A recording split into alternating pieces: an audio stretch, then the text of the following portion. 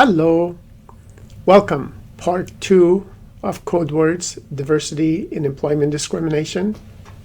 Think about some of the gender-based code words. A 2014 study for Fortune.com by Snyder examined 248 reviews from 180 people, 105 men and 75 women. It came from 28 different countries in the technology sector. One word appeared 17 times in reviews of women and never in any of the reviews of men. And that word was abrasive. Do we use the word abrasive more for women compared to men? If you're a manager, think about how you would use this word to describe another person for the same behavior. Will your description of this person change based on the person's gender? If the behavior is the same, will his or her gender influence you to use a different word compared to abrasive? Other words were disproportionately applied to women, including bossy, aggressive, strident, emotional, and irrational. The word aggressive did appear in 2 reviews of men in the context of them being urged to be more aggressive. So in this case, it was a positive use of the word aggressive, but not necessarily the negative, which is often associated with describing those who are female. Reviews of women only ever used aggressive as a criticism.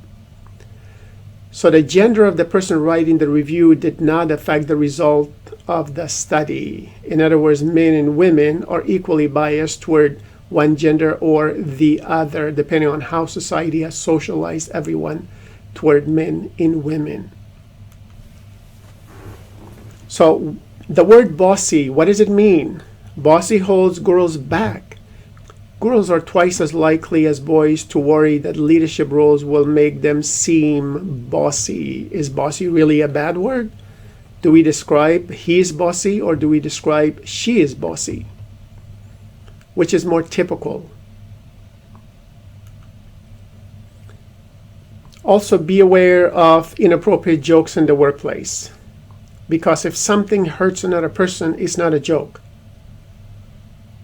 So whether it's sexual violence, whether it is physical violence, whether it's having a hostile work environment, inappropriate jokes seem to contribute and sometimes encourage people to be socialized in such a way where they think it's just a joke, but it may not be a joke to the person on the receiving end of a harassment or a threat. Whether it's physical, you might laugh about it, but another person may not see it as such. So again, if you say it was just a joke, why do you care? Because people get hurt. So as this chart explains, sexual violence exists in a pyramid. Your joke contributes to a culture of violence. Be very careful whether you're a male or female. Avoid inappropriate jokes in the workplace. Obviously, it applies more to men, where sometimes we say something is locker room talk and it doesn't hurt anybody, it's innocent fun. While in the workplace, we need to avoid any form of innocent fun or just a joke. Even when women are not present, you need to be very careful not to say inappropriate jokes. So think about something being said first, what the impact might be, and then think about avoiding it in the workplace. With regards to code words, we will talk about societal norms concerning code words in its link to discrimination in employment and an examination of civil rights laws in the American workplace.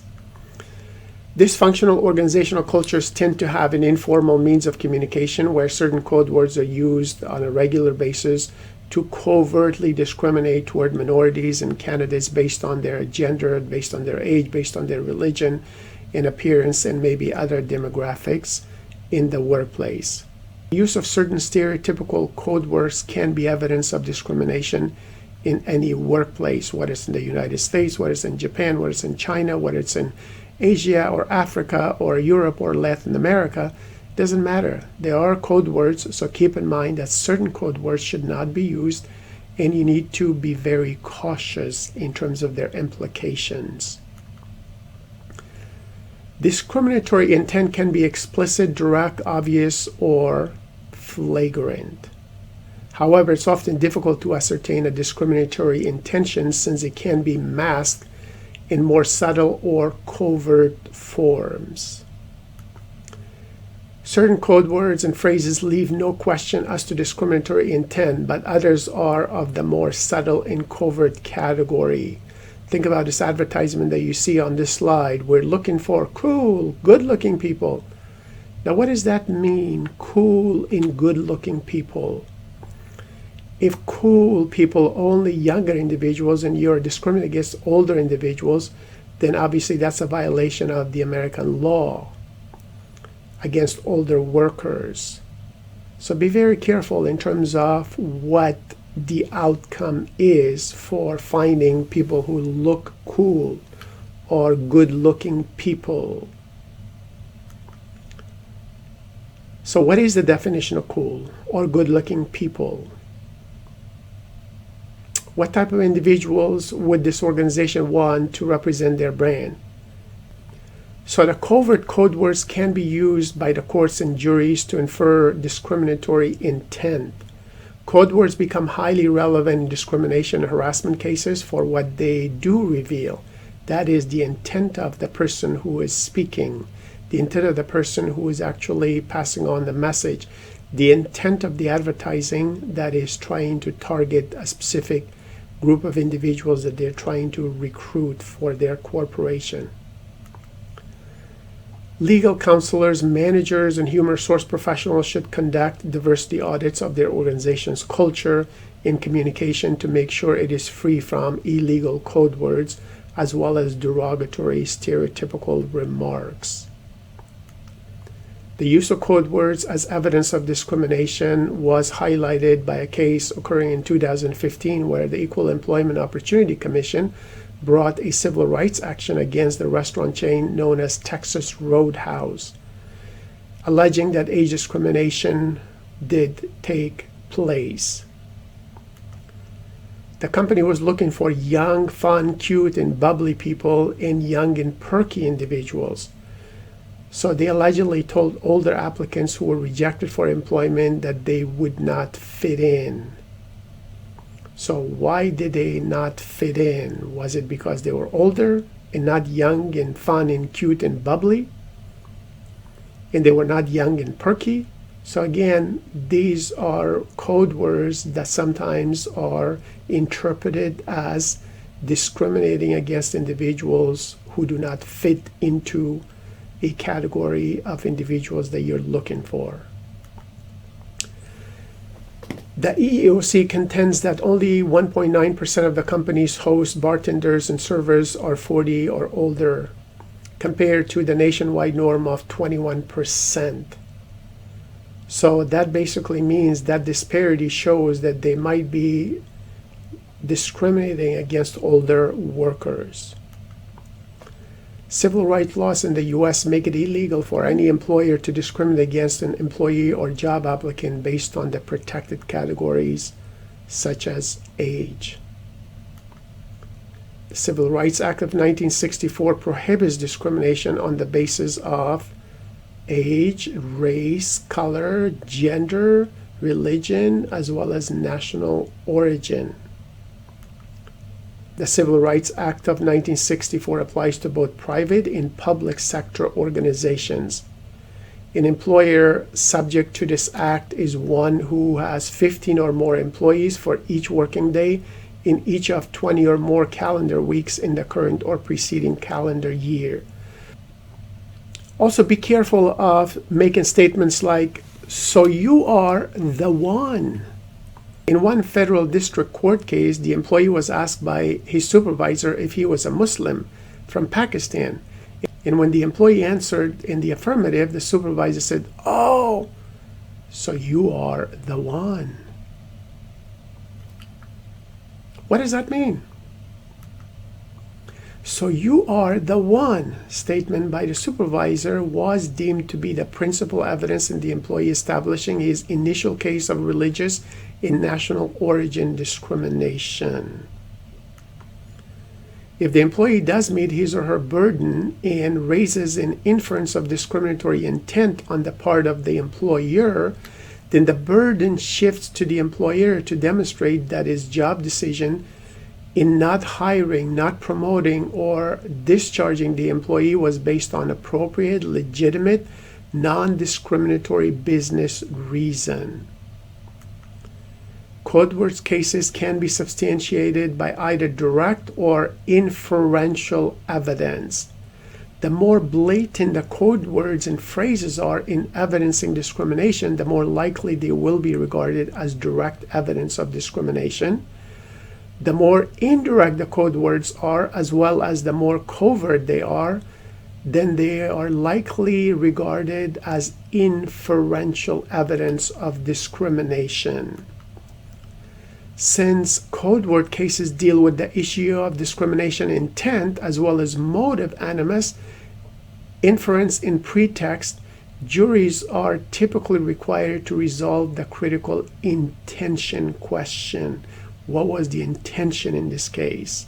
So intention does matter. In one case, the Ash versus Tyson Food, Inc.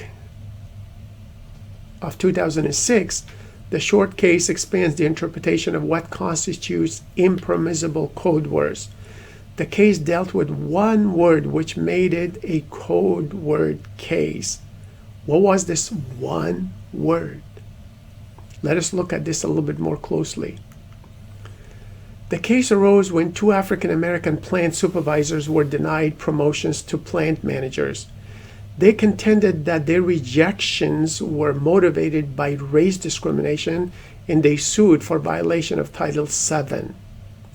The company defended by saying that the two white applicants who were selected were better qualified. The plaintiff African American supervisors asserted that the qualifications reason was a fake one, a mere pretext to cover the true discriminatory motive for the job determinations. The plaintiffs offered as evidence of a discriminatory animus only one word, boy, which the evidence indicated that the plant manager who made the disputed decisions used, referring to the plaintiffs as boy on some occasions. The jury ruled in favor of the plaintiffs, but the federal district court in the Court of Appeals for the 11th Circuit ruled in favor of the defendant company. The reason asserted that the Court of Appeals was that the use of the term boy standing alone could not be evidence of discrimination. However, the U.S. Supreme Court disagreed with the Court of Appeals and accordingly ruled in favor of the plaintiff African American supervisors that the term boy was discriminatory. The Supreme Court explained its reasoning. Although it is true that disputed word will not always be evidence of racial animus, it does not follow that the term standing alone is always benign. The speaker's meaning may depend on various factors including context, inflection, tone of voice, local custom, and historical usage. Insofar as the Court of Appeals hold that modifiers or qualifications are necessary in all instances to render the disputed term probative of bias, the court's decision is erroneous. The Supreme Court then remanded the case back to the lower courts for further proceedings consistent with its decision. The lesson here is that one derogatory term, such as calling someone boy, can be evidence of discrimination. The words we use do matter and can be hurtful when used in derogatory manners. So choose your communication carefully, decide fairly, and act professionally in all cases. Words do matter. And remember that ethical behavior is a skill. So please evaluate and improve your ethical muscles every single day when you're making decisions regarding your employees, your colleagues, and your organization. Good luck.